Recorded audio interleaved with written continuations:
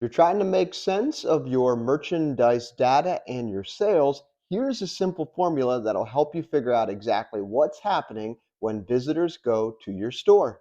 When you open up your store, you typically see a few different metrics.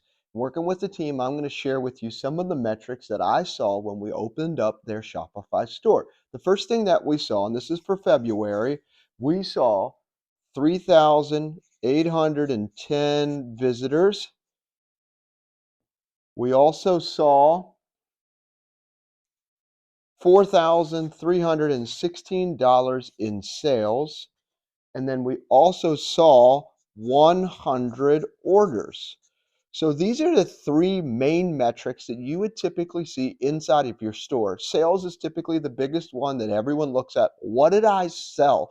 What were the items that sold?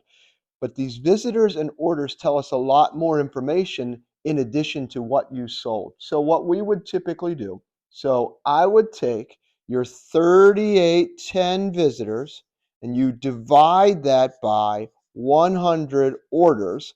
And what this is telling me is that you're going to sell one order for every 38 visitors. That's tremendous information if you're starting to run ads or you're sending emails or you're even posting on social media. You need 38 visitors to make one sale. So this is great information here. So how do I get more visitors to my store? Because I know for every 38 visitors, I make one sale. The second thing that I always take a look at as we start to take a look at the dollars and the sales is we're going to take a look at the $4,316 that we made in sales. So we're going to take that and divide that by the number of orders. So what this tells us is that for every single order, we made $43.16. This is a thing called an average order value. So each order on average is $43.16. So if you send 38 visitors to your store and one person makes a sale, you can assume that you're going to make $43.16. Now, your numbers are going to be a little bit different, but this is such valuable information because you now know every time I send 38 visitors to the website, I'm going to make a sale. And every time I make a sale, on average, it's $43.16.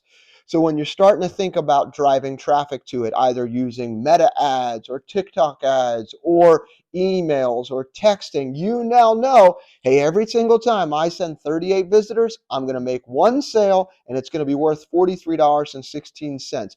You could run this out if you really wanted to and said, okay, if I had $1,000, how many visitors do I get for my $1,000 and how many sales will I make?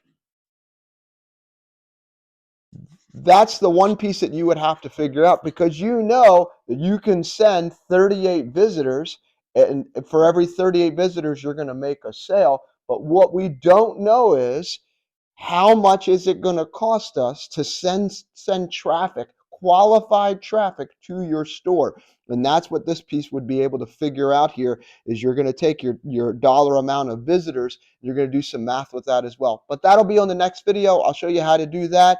But for right now, these are the three biggest metrics that I take a look inside of the store that you can control. You can control sales based on the products that you have, the pricing, the location, the photos, all of those different things. You know you're going to make sales and orders are going to come because of the sales. And then visitors, you're driving traffic. You can't control oftentimes the conversion rate of how many people go there and click around and buy things. You can control it to a limited amount, but I'm focusing on the big high level items that you can control when it comes to orders and sales and visitors.